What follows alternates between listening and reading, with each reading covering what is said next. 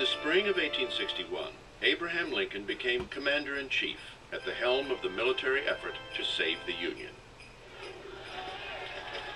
Possessing no military expertise and humbled at the prospect of making life and death decisions, Lincoln gave himself a crash course on military strategy. Lincoln did what any intelligent person would do. He went to the Library of Congress and took out books on military strategy and military administration and taught himself. Lincoln also became personally fascinated with the technology of modern warfare. Within a year, he was well versed in military tactics and strategy. Yet nothing prepared Lincoln for the problems he was to experience with his generals. In August of 1861, Lincoln was furious upon hearing that Major General John C. Fremont had issued an emancipation proclamation in the border state of Missouri, becoming the first to free slaves owned by Confederates.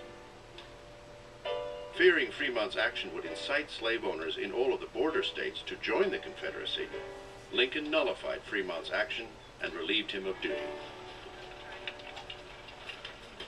In February 1862, Lincoln's war effort was suddenly rocked by personal tragedy.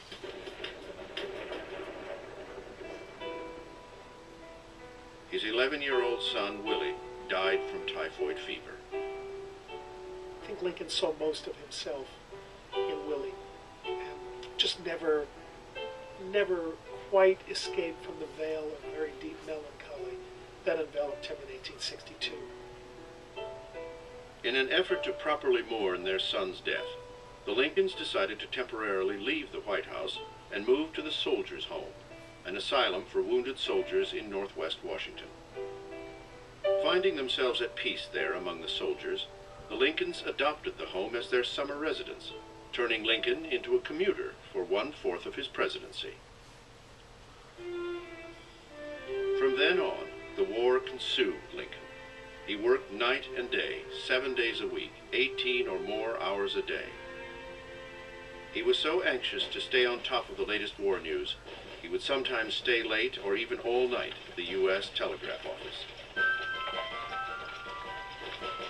In April 1862, exactly a year after Fort Sumter, the Union Army won a major, critically important victory at the Battle of Shiloh.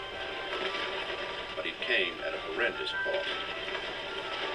Nearly 24,000 men were killed, wounded, or missing after the battle. The carnage triggered a turning point when Lincoln and others realized they were going to have to wage a total war. He privately recognized the need to refocus the purpose of the war from merely preserving the Union to addressing the greater moral issue of slavery. In July of 1862, Lincoln confided to his cabinet that he was prepared to surpass the legal powers of the presidency and exploit his unique wartime power as commander-in-chief. He announced his intention to abolish slavery in the rebellious states, not only to undermine the Confederacy's economic strength, but to end slavery in America forever. On September 22, 1862, Abraham Lincoln issued his Emancipation Proclamation to the public. This war, which began as a conservative effort to restore the status quo antebellum, evolved into a revolutionary war to destroy the old South and its social and economic system. That's the transformative moment in American history. That's the second Declaration of Independence. That's the moment when Lincoln reaches the level of the Founding Fathers, where he fulfills the promise of the Declaration that had been so long denied to so many millions of individuals who had been denied freedom.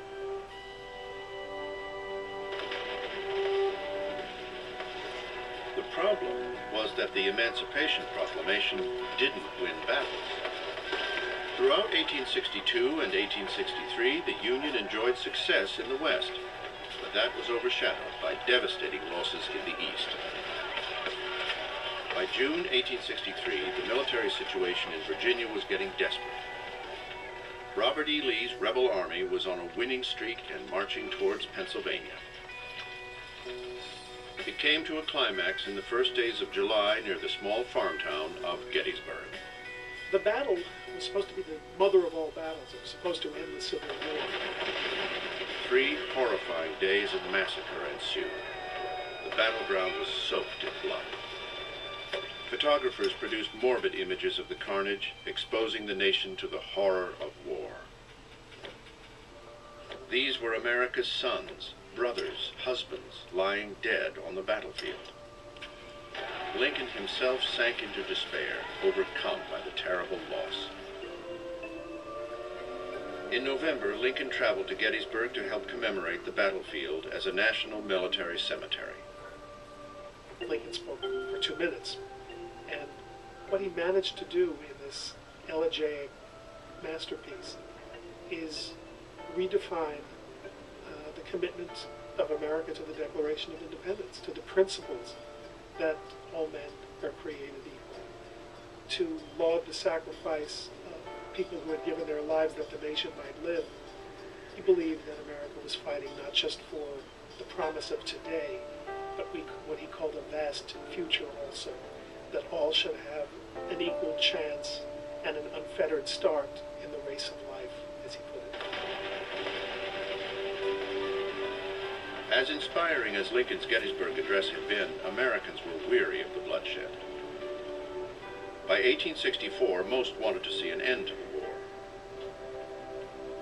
That year, Lincoln ran for re-election against one of his former generals, George B. McClellan, who ran on a platform that promised to negotiate an end to the war if he were elected.